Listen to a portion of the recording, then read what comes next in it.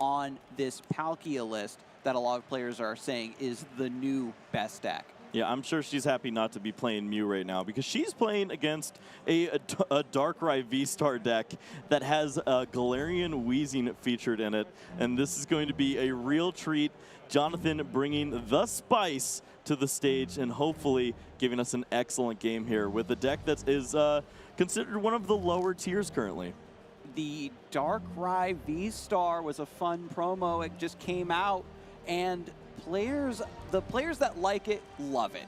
They say, you know, people are sleeping on the Darkrai, I'm telling you, and it's hard to believe that anecdotal evidence. There's always somebody trying to foist their tier 3 deck on you, like, I'm telling you, bro, it's cracked. It's the gas. You gotta try it. And so we got Darkrai here, and again, 3-0, right? Yeah. So there's something here with the Galarian Weezing, like you talked about, Kyle. Shutting off abilities with that neutralizing gas is a great way to lock your opponent out of the game. We've seen so much Temple of Sinnoh, Path to the Peak, and you even talked about the Jolteon memory capsule. Locking your opponent out is one of the clearest path to victories in the current metagame. Yep, we could see a fun back and forth here as Natalie likely not going with the boss's orders. We've seen a lot of players switching over to the cross switchers.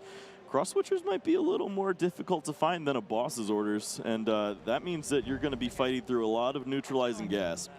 I was so certain that cross switcher would just be like, you know, if heaven forbid boss's orders were ever to rotate, or there was some sort of counter that kept boss's orders from working. I think like Deancey. But cross switcher ended up finding its time way further ahead of schedule than I was expecting. But a lot of Sobbles in the prizes. Going to be very slow to get that engine online. Yeah, Natalie's got her work cut out for her because double Sobble is not something you like to see. But, of course, we're going to go ahead and jump into the action, see what Johnathan has in store for us. Oh, yeah, and both players hitting the ground running. We've got the Premier V attackers in the active for both players. This isn't going to be a slow start. I've got a Sobble. No, we're going to start just attacking with these Titanic. Pokemon V, get the evolution into V-Star. Johnathan opening up with the quick ball, getting rid of the canceling cologne. Again, that tech in case you run into a Miltank. Just going to discard it here in the matchup where it's not really required and just keep digging through the deck. Yeah, we've seen this card included as a nod to Deancey as well. Something that you just don't want to run into. Natalie was, I believe, playing that list in Australia previously, so maybe saying, I'm glad I didn't go with the Turbo this time around. Yeah, the Turbo did so well right out of the gate. I think that is probably the first level of counter that players are going to look for. Can I disrupt this Turbo? Do I just rely on it bricking? But it's always great with Ultra Ball and Quick Ball, these cards that let you discard. Your tech cards that you don't need for the matchup just become that discard fodder to activate your more pertinent abilities. Johnathan already with a decision on hand, and he is looking to go aggressive. We see the Dark Energy into the discard pile by way of Ultra Ball. Was considering getting rid of a Dark Patch, but I believe we're going to see this whole hand play out into a Crobat, which is pretty nice. Beautiful way to set up here. Normally, Crobat will get stranded in the active. There's a Path to the Peak in play. It doesn't have that really punchy impact it used to. And when you're able to set up turn 1 like this, get your hand all emptied out, thanks to the Ultra Ball, thanks to the Quick Ball. Going to discard another energy potentially with this Radiant Greninja. After you get all set up and then draw back up to 6, you're ready to pivot into whatever you need to capitalize on such a powerful opening. Yeah, we do see Radiant Greninja, and that's going to be a great inclusion in a deck like this. 12 Dark Energies. So we can see a lot of extra drawing and a lot of Dark Energies hitting the discard pile, which just means more damage for a Darkrai V-Star in the future. Yeah, it's important to note that it doesn't need to be a water energy, right? We see Radiant Greninja all the time in these water engines, but if your deck has energy, you can use Radiant Greninja. You just got to believe. See Johnathan going for a safe approach here, going to hold the Dark Energy, consider the attachment to the active, and I think that seems pretty fair. And now Crobat is going to Dark Acid up to 6, does find a Coughing. Wonder if that's the strategy here. Do you start to work on getting those extra evolutions in play, or do you stick with a smaller bench? versus Palkia, it is always a hard decision. Do I just go all in with this powerful setup, make use of this fantastic combo that I've constructed here on my opener, right? This is still just the opener for Johnathan. Turn 1, and now everything is done. Choice Belt on the Darkrai. A lot of Darkness Energy in play. Could be a massive attack coming through, but Natalie is now in the driver's seat, has the opportunity to get a equally powerful setup and begin to threaten Jonathan's board. Yeah, Natalie says, "Are you done yet? You did all this without a supporter, and now I've got my work cut out for me. I've got the Palkia, I've got some water energies by way of this Capacious Bucket. Interesting to note, there's 8 waters in this list as opposed to 7 that we're used to seeing, and I'm curious if that inclusion has been beneficial. You have to think that more water energies means more drawing. Yeah, more water just means you get more discard fodder, more potential acceleration.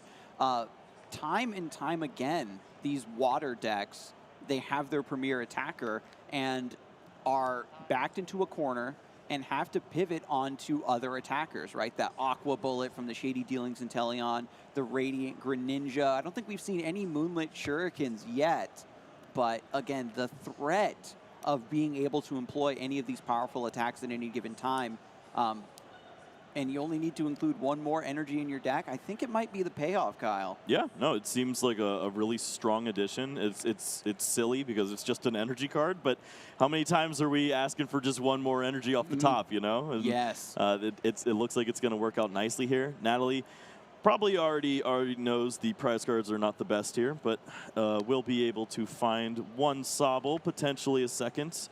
But when you do see a Darkrai as charged as this one, maybe you start wondering, do I need to get a second Palkia down? Because I could be in trouble. Get the second Palkia, exactly. You need that backup. If this one happens to get KO'd, you have something to pivot to. The Battle VIP Pass allowing Natalie to sculpt her bench in order to respond to this very powerful setup and foundation from Jonathan's side. The Darkrai massively threatening, even has the Galarian Moltres ready to go. Anything could start just cracking down on this board. And here we go. It's just going to be Origin Form Palkia into Rule the Region. Just getting the path to the peak, trying to set up, get a little bit more reactivity into what Johnathan might be wanting to do, but not as scary as the setup coming from Natalie here, unfortunately. Yeah, this is definitely a nice start here for Johnathan. Has Dark Patch to start accelerating some more energy cards. Going with the neutralizing gas Galarian Weezing here. There, of course, is a second Galarian Weezing that does make its appearance every now and again with the Energy Factory, but going to be content here right now with 5 energies on board. Dark Pulse really starting to add up. Drawing up to 7 with the Professor's Research, trying to find the last piece of the puzzle to make this really explosive attack happen. Where is the Darkrai V-Star? 2 more draws thanks to concealed cards from Radiant Greninja. We do see Ultra Ball in hand. Dark Pulse, of course, 30 plus 30 for every energy on your side of the board. We see 5 so far, the Choice Belt as well, so that's essentially 7 plus 30, so we see that 210, just a little bit short of the knockout here on the Origin Form Palkia V, so 1 more Dark Patch along with the Darkrai V-Star would be enough to get the job done here. It would be such a massive swing every time, coming down to just 10 damage short to just have a irreparably ridiculous swing your opponent will not be able to recover from. But indeed, Johnathan does go for the Ultra Ball, discards the second Darkrai and a Quick Ball. Going to go digging. What are we looking for from this position? I like my main attacker. Yeah, this... it's got to be the Darkrai. There we go. This looks great. You go ahead, the board setup is nice. You can't complain about 5 energies, but maybe you wish you had the other Galarian Weezing in play. Yeah, with that Energy Factory ability, any dark energy that's attached to a Weezing counts as 2 darkness energy. So it just boosts the power of that Dark Pulse to astronomical amounts. And finally, we see Darkrai V-Star hit play. The underdog of the metagame? Question mark? We'll have to see. This is still just game one, and you're going up against the boogeyman of the meta, Palkia V-Star. Yeah, I think it's safe to say that Darkrai is an underdog in this tournament and in this meta. A lot of players saying, I don't have time for this right now. I'm going to focus on the big dogs and countering the big dogs, as Azul was talking about, and Darkrai kind of getting snobbed. Yeah, and now with the potential use of Star Abyss, we can get a couple dark patches back, attach more darkness energy, but a little bit more work still needs to be done in order to, actually KO this Palkia V. And Johnathan smartly opts to retreat. Now that you've jumped through so many hoops to get your main attacker, you've got to keep him safe. All right, it does look like we are going to see the Darkrai V-Star getting some item cards back in. We've seen ways of getting items before in this tournament, or in Pokemon, with cards like the Sableye Junk Hunting, and we have Star Abyss. It's going to be doing very similar things, and look at that. Dark Patches are good cards. You get energies, and we love those. Double Dark Patch, and just going to cash those in immediately to put the energies right back on to Darkrai. It's a lot of steps in the process to say, I have free retreat, wink, wink. But now that, again, Johnathan has the main attacker set up, puts the neutralizing gas in the active spot, your opponent's Pokemon have no abilities. So now, again, just trying to lock out those Drizziles. And this is where things get very scary for Natalie. We've seen so many times where you've got these Sobbles ready to go, ready to turn your engine online. You turn that key, and you're out of gas. Yeah, especially with the prices these days, too. You're not going to get any more. Now, we do see now Natalie really just has to find two cards. You need an Energy, and you need a Palkia V-Star. You have to remove this threat, it looks like. Cross Switchers is asking a lot of your deck, especially when you don't have access to any of your abilities currently. And the Melanie is going to be the way to do it. Maybe the Palkia V-Star isn't in hand. Going to look on the top and see if she can find any help. Cross Switcher maybe to get this Weezing out of the active spot. I see Boss's Orders, but that's not going to work. Oh, the Evolution Incense is lovely there. So we can find what we need, hopefully. Even though your Pokemon don't have any abilities, you can still attack. That's the key, right? Johnathan is saying you can take down, you can get a knockout from this Weezing, but the fact that I can forestall your Sobble, Inteleon, Drizzile engine for a turn is going to be such a massive boon for my strategy of just getting this strong start, generating that tempo, and closing out the game. Yeah, the prize exchange here just looks very nice for Johnathan. Just only losing the Galarian Weezing in this situation, and eventually, the Darkrai is going to come up. But if you have counterplay with this Palkia V on the bench, Natalie's certainly looking at that right now with the Choice Belt. Maybe you do have an answer to this big Darkrai on the other side. Path to the Peak hits play. Galarian Weezing goes down. That's going to be one prize for Natalie. Finds one of those Sobbles, if I'm not mistaken. And now Darkrai V-Star finds his opportunity to come up into the active spot, and a second Weezing evolves. Now we just need a little bit more darkness energy in play to pump up this Dark Pulse and take the KO. Weezing did its job of dealing 40 damage to the Palkia, softening it up, hopefully, for Darkrai to take the win. Yep, to see Galarian Moltres V adding an additional energy to the board. Putting the total at 6 with 30 and the Choice Belt, you're hitting for 240. And that's good math. That's going to be a big knockout there from Johnathan onto the Palkia. 2 prizes going over to Johnathan. The prize trade, as you said, Kyle, working out massively in his favor. So now Natalie has to scramble and get a Palkia V-Star online, get a subspace swell, try to fight back into this match, because Johnathan has a very big bench and is playing beautifully into that V-Star attack. Well, Irida, a great way to keep that consistency flowing. You can go ahead and find that Origin Form Palkia V-Star with the main attacker here right now. The Water Energy is already in hand. And Palkia will be taking a knockout as long as one more Pokemon hits the bench for Natalie. It's going to be pretty easy when you got cards like Ultra Ball. And everything's coming up roses. The Irida has been so powerful. Again, you search for that water Pokemon and then an item card. You know, players have gotten really cheeky with the rare candy inclusion. But It's just a supporter that gives you that sort of Drizzile ability and also finding that missing piece. That's really I think the overall theme of the Inteleon engine is the ability to find whatever you happen to be missing and employing it when it's going to be at its maximum effectiveness. Yeah, I think that this style of Palkia is in a really great spot because a lot of players aren't focused on hand disruption. They're focused on their own strategy. And if you're playing a deck like Irida where you can continually start to add these cards into your hand, these choice belts, these cross switchers, if you get ahead in the prize exchange at any point, you're going to stay ahead when you can start picking Pokemon off of the bench. That's kind of actually how, like Rapid Strike Malamar used to do it. You don't really care too much about what your opponent is doing. You just get your big attacker set up and you just keep swinging until the game is over and you've taken all the prizes.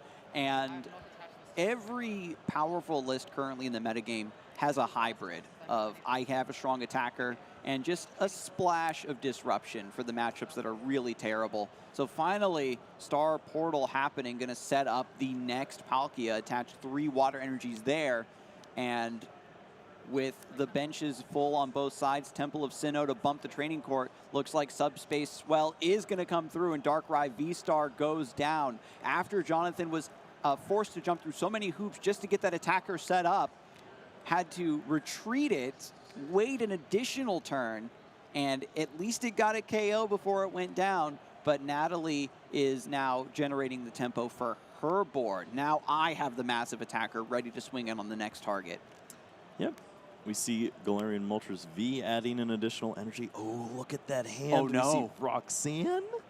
Roxanne, you think your opponent's feeling good, lull them into that false sense of security, and Roxanne, what a powerful supporter from the new meta. But Ultra Ball is going to be the first move on the list. Roxanne, you shuffle, each player shuffles their hand into their deck, and you put your opponent on 2 cards when you get to draw 6. And even with the Inteleon engine, if your opponent spent that previous turn gathering a bunch of resources, preparing for a combo, and you completely shut that down, and those next 2 cards aren't something that can bail them out from that board state, then you just take over the game. And so I know that Johnathan is very happy to see the Roxanne here at exactly the right moment.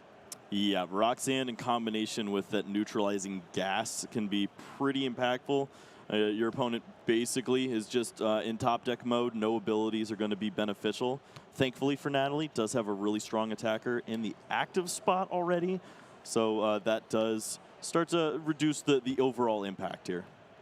As long as you can keep attacking, maybe your hand doesn't matter. We've seen plenty of games go that way, Kyle, where once you're set up, you just draw, attack immediately. You almost don't even need to look at the card that you drew, and that's really what Natalie's going to be trying to do, I think, from this position, is just keep on swinging. Oh my God, the boss! The 3-card boss!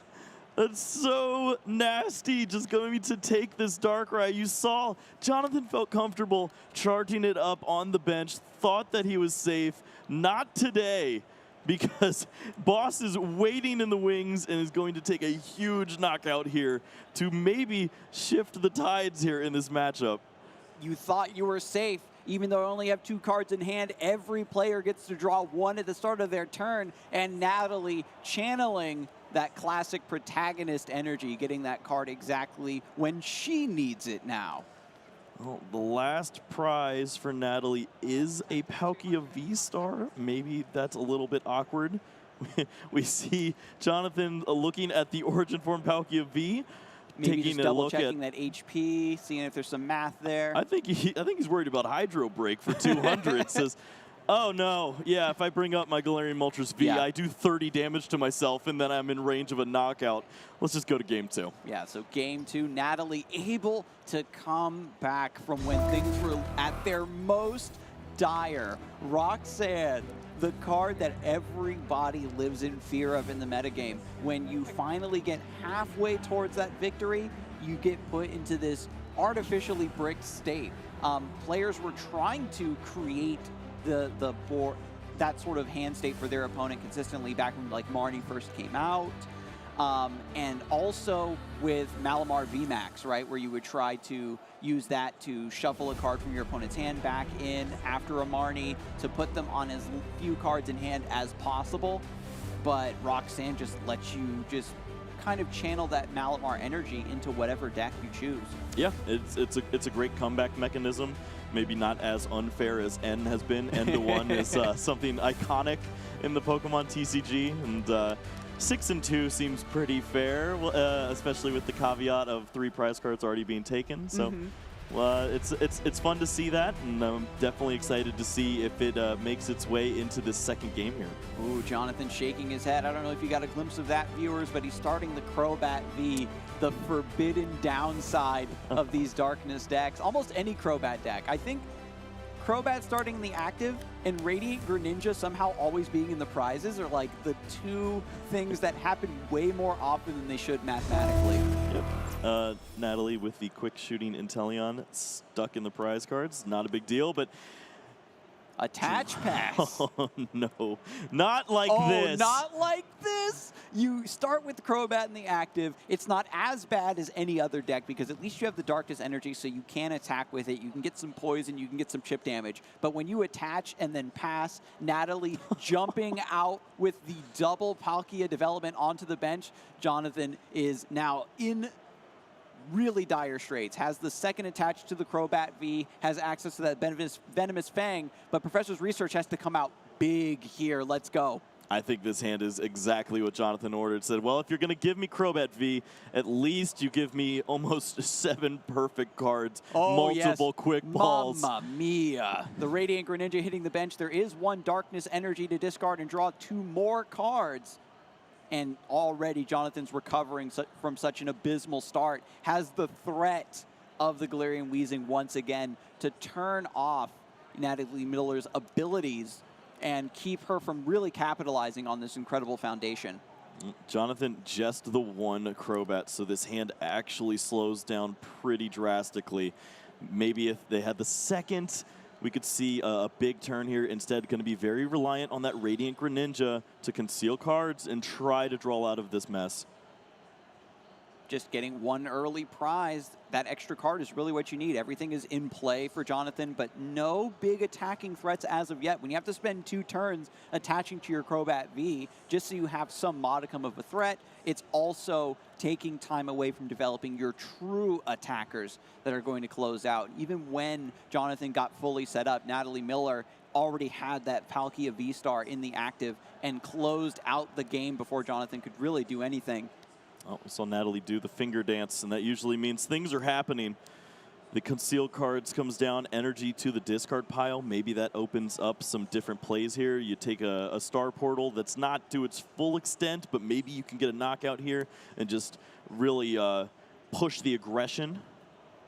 Trying to capitalize, right? When you see the result of game 1, and you like what you saw, you're going to try to replicate that. And so Natalie is like, it doesn't matter. Now that I see I can weather the storm of the Weezings and all these shenanigans, if I can just have a big attacking Pokemon, I know I'm at an advantage. Crobat V goes down. Ooh. Natalie takes 2 prize cards, now ahead in the trade, and Johnathan has to send up this coughing. And you can see him looking at Johnathan like, boy, this one's not looking too good. That's a path to the peak that got snuck in at the very last second, and I think that was what solidified this turn as an impressive one. Taking the knockout and locking out that Radiant Greninja on the other side of the board is absolutely huge here. Yeah, because Radiant Greninja, Radiant Pokemon being only 1 copy available in your entire deck, has a rule box, so it does get cut off. But now as Johnathan is trying to figure out, how can I now swing back into this? How can I have a counter threat? It's really hard to say what you could even pivot to from this position. Yeah, trying to find the answer. Is it the Galarian Moltres V? No, the ability is shut down. Has to stick to his guns with the Darkrai V-Star. At the very least, try to get a big attacker, something you can promote into the active.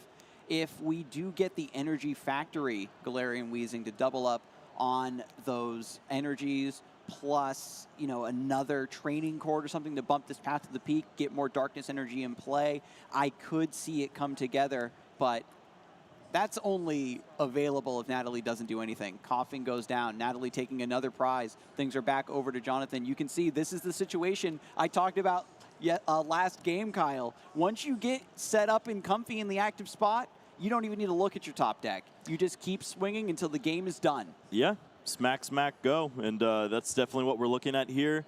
Johnathan would love to potentially find that top deck stadium to use the Star Abyss ability of the Darkrai V-Star. Maybe there's something in the discard pile to help get through this nightmare of a hand right now, but it's not looking good here. And I don't think Natalie's going to be able to get the one-hit knockout, but 2 is looking very clean. And that's really all you care about when Johnathan does not have any threat potential. You're taking Pokemon off the bench, so there's no way to spread that energy around to power up the Dark Pulse. You're just cracking in, and there's just nothing Johnathan can do, unfortunately.